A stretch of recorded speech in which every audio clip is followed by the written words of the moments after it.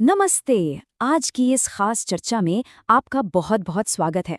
आज हम एक ऐसे विषय पर बात करने वाले हैं जो सीधे हमारे दिल से जुड़ा है। हम गरुड़ पुराण जैसे हमारे प्राचीन और पारंपरिक ग्रंथों के आधार पर ये समझने की कोशिश करेंगे कि आखिर एक पिता और बेटी का रिश्ता असल में होता क्या है।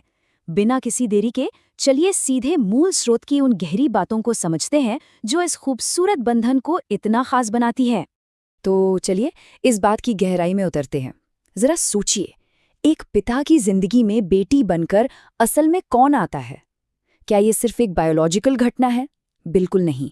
हमारे प्राचीन शास्त्रों में इसका जो जवाब दिया गया है ना, वो बहुत ही रहस्यमयी और आध्यात्मिक है।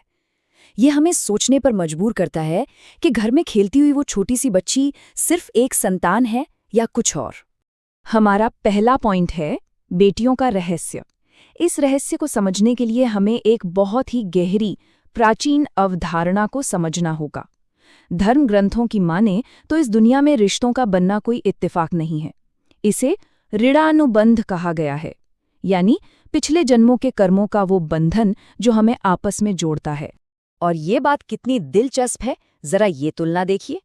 शास्त्रों में स्पष्ट रूप से कहा गया है कि जहां एक बेटे का जन्म भाग्य या किस्मत से होता है, वहीं एक बेटी का जन्म सीधे तौर पर पुण्य से जुड़ा है, मतलब आपके अच्छे कर्म और एक खास ईश्वरीय कृपा।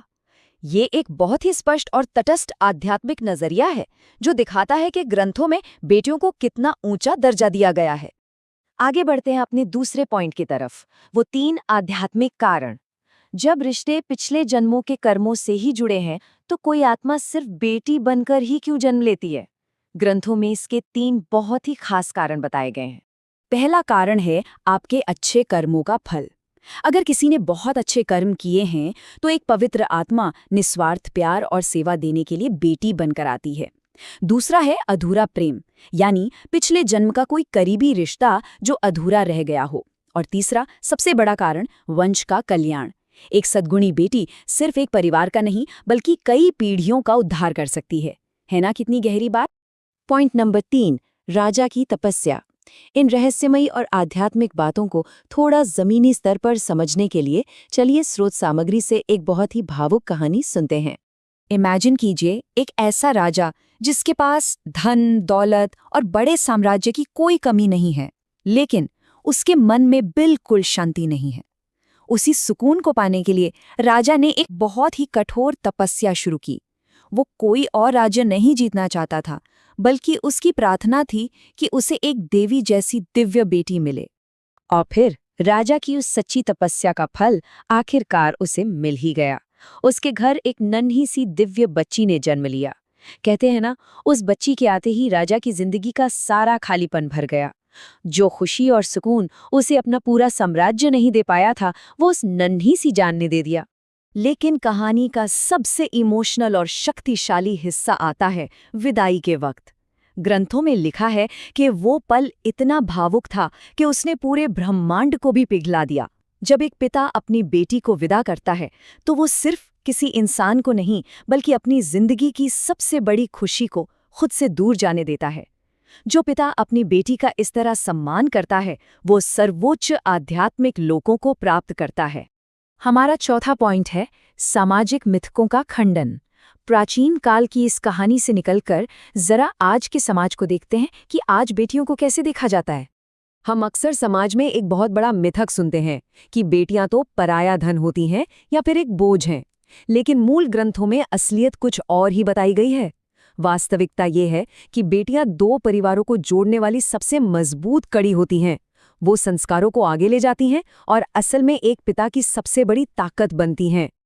पॉइंट नंबर 5, विज्ञान और मानसिक शक्ति। हमने अध्यात्म को समझा, समाज को देखा, लेकिन क्या आपको पता है कि मॉडर्न साइंस इस बारे में क्या कहता है? स्रोत सामग्री की एक बहुत ही प्रभावशाली लाइन है, बेटी की मुस्कान देखते ही पिता की सारी थकान दूर हो जाती है। और यकीन मानिए, ये सिर्फ कोई कविता नहीं है, ये उस जादुई असर की बात करता है जहां बिना कुछ कहे ही एक पिता को एकदम से नई ऊर्जा मिल जाती है। और दिलचस्प बात यह है कि आज का आधुनिक विज्ञान भी बिल्कुल इसी बात से सहमत है। मनोवैज्ञानिक रिसर्च ये मानती है कि पिता और बेटी का ये खास रिश्ता न सिर्फ खुशियां बढ़ाता है, बल्कि एक पिता को मानसिक रूप से गजब की मजबूती देता है। विज्ञान और अध्यात्म दोनों यहाँ बिल्कुल एक ही बात कह रहे हैं। अब आते हैं अपने आखिरी पॉइंट पर, सर्वोच्च आशीर्वाद। हमने इतनी सारी बातें जानी, लेकिन अब सवाल है कि इसका हमारी असल जिंदगी में क्या मतलब है? हमें इन बातों से क्या सीखना चाहिए? ग्रंथों का संदेश बहुत ही साफ है। सिर्फ जन्म देना काफी नहीं है। बेटियों को पूरा सम्मान दें, प्यार दें, उनकी पढ़ाई सुनिश्चित करें और उन्हें पूरी तरह से आत्मनिर्भर बनाएं। याद रखिए, माता-पिता सिर्फ बेटियों को बड़ा नहीं करते, बल्कि वास्तव में वो बेटियां हैं जो माता-पिता की जिंदगी को संवारती हैं और बेहतर बनाती हैं। इसका आध्यात्मिक परिणाम भी कमाल का है। बेटी की मौजूदगी एक तरह से ईश्वर का भरोसा है। जब वो खुश होती है तो घर में खुशियां आती हैं, और जब वो उदास होती है तो ये संकेत है कि कुछ गलत हो रहा है। सीधे शब्दों में कहें तो जिस घर में बेटी का सच में सम्मान होता है, वहां सुख, शांति और समृद्धि अपने आप खिंची चली आती है। तो सबसे ज़रूरी बात जो हमें याद रखनी है वो ये है, स्रोत सामग्री का ये कोट सब कुछ कह देता है। बेटी केवल संतान नहीं, वो एक उपलब्धि है। ये एक ऐसा नज़रिया है जो समाज की पुरानी सोच को पूरी तरह बदल देता है। बेटियां वो ईश्वरीय आशीर्वाद है जिसे अच्छे कर्मों से कमाना पड़ता है। इस चर्चा को खत्म करते हुए एक सवाल हम सबको खुद से पूछना चाहिए।